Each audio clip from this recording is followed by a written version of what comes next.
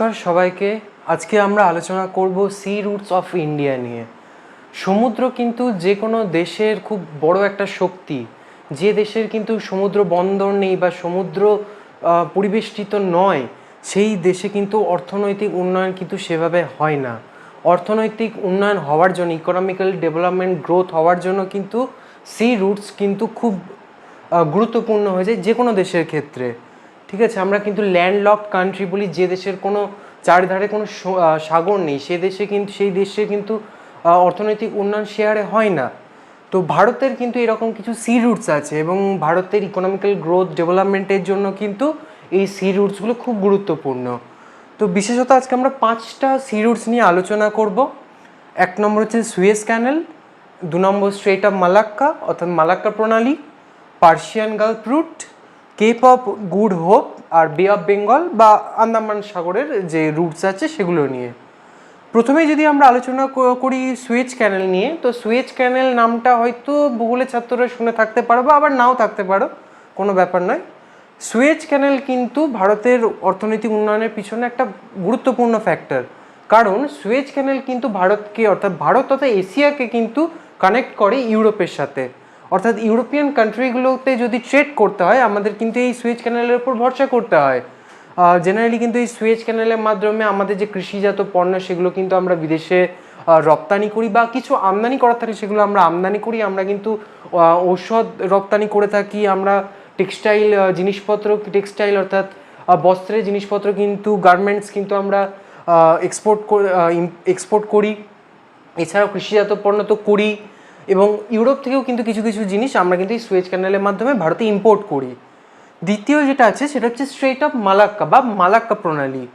Malacca প্রণালী কিন্তু আছে আমাদের মালয় সাগর এবং তার আগে বলে রাখি যে সুয়েজ ক্যানেল কিন্তু আমি যেটা বলতে ভুলে গেছি, সুয়েজ ক্যানেল কিন্তু ভারত মহাসাগর এবং প্রশান্ত মহাসাগরকে কিন্তু যুক্ত করে থাকে। আবার স্ট্রেট অফ মালাক্কা কিন্তু মালয় সাগর এবং যে ইন্দোনেশিয়ান আইল্যান্ড আছে সেটাকে কিন্তু কানেক্ট করে। এবং এই স্ট্রেট অফ মালাক্কা কিন্তু খুব সরু একটা প্রণালী, কিন্তু এটা কিন্তু খুব বিজি একটা রুট। এই রুটের মাধ্যমে কিন্তু আমরা যে আমাদের সাউথ ইস্ট এশিয়ার যে কান্ট্রিগুলো আছে সেগুলোর সাথে কিন্তু আমরা ইন্টারন্যাশনাল ট্রেড করে থাকি। বা 3 নম্বর যদি আমরা পার্সিয়ান গালফে আসি, পার্সিয়ান গালফ কিন্তু সবথেকে মানে এই 5টা রুটের মধ্যে ভারতের জন্য সবথেকে গুরুত্বপূর্ণ কিন্তু এই পার্সিয়ান গালফ। কি হয় এই পার্সিয়ান গালফ রুটটা দিয়ে? পার্সিয়ান গালফ রুটটা দিয়ে কিন্তু আমরা মিডল ইস্ট এশিয়ার সাথে কানেক্ট হই। মিডল ইস্ট এশিয়া মানেই কিন্তু আমরা জানি তেলের খনি, অর্থাৎ তেল আর প্রাকৃতিক গ্যাস এই দুটো আমদানি করার জন্য আমাদের দেশে কিন্তু এই পার্সিয়ান গালফ রুটটার ব্যবহার হয়ে থাকে। আর পার্সিয়ান গালফ রুটটার গুরুত্ব আমাকে হয়তো আর বোঝাতে হবে না, কারণ আমরা সবাই জানি তেল আর প্রাকৃতিক গ্যাস কিন্তু কতটা গুরুত্বপূর্ণ হয় যে কোনো দেশের অর্থনৈতিক উন্নয়নের জন্য। 4 নম্বর যদি আমরা আসি কেপ অফ গুড হোপ দিয়ে, এই কেপ অফ গুড হোপ এই রাস্তাটা অর্থাৎ এই রুটটা কিন্তু খুব লংগেস্ট একটা রুট, কিন্তু এই রুটটাও কিন্তু খুব গুরুত্বপূর্ণ। কারণটা হচ্ছে এই যে সুয়েজ ক্যানেল আমরা প্রথমেই আলোচনা করেছি সেটারই কিন্তু অল্টারনেটিভ রুট হচ্ছে এই কেপ অফ গুড হোপ। অর্থাৎ কিন্তু এই সুয়েজ ক্যানেলে কিন্তু আমরা মাঝে মধ্যেই কিন্তু ব্লকেজ দেখতে পাই। কেন দেখতে পাই? আমরা মাঝে মধ্যে কিন্তু খবরে এটা শুনতে পাই যে মিডল ইস্ট এশিয়ার যে কান্ট্রিগুলো আছে, দেশগুলো আছে, তার সাথে ইউরোপের কোনো দেশের হয়তো ঝুট ঝামেলা চলছে, তখন কিন্তু এই ক্যানেলটা বন্ধ হয়ে যায়, এই রুটটা বন্ধ হয়ে যায়। কিন্তু সেই সময় কিন্তু অল্টারনেটিভ রুট হিসেবে কিন্তু কাজ করে আমাদের কেপ অফ গুড হোপ। আর এটা দিয়েও কিন্তু আমরা ওই ইউরোপ বা আমেরিকা এগুলোর সাথে কিন্তু কানেক্ট হই। 5 নম্বর যেটা আর সর্বশেষ যেটা আছে আমাদের বে অফ বেঙ্গল আর আন্দামান আর যে রুট আছে, এটা কিন্তু আমরা লোকালি আমাদের যে নেইবার কান্ট্রিগুলো আছে যেমন বাংলাদেশ, মায়ানমার, এই দেশগুলোর সাথে কিন্তু আমাদের নেইবার প্রতিবেশী দেশগুলোর সাথে কিন্তু আমরা এই রুটটা দিয়ে কানেক্ট হই। এই রুটটা দিয়ে আমরা কিন্তু আমাদের কৃষিজাত পণ্য হোক, ঔষধ হোক বা অন্যান্য কোনো দ্রব্য গুডস কিন্তু আমরা এক্সপোর্ট করে থাকি এই বে অফ বেঙ্গল আর অ্যান্ড আন্দামান রুট দিয়ে।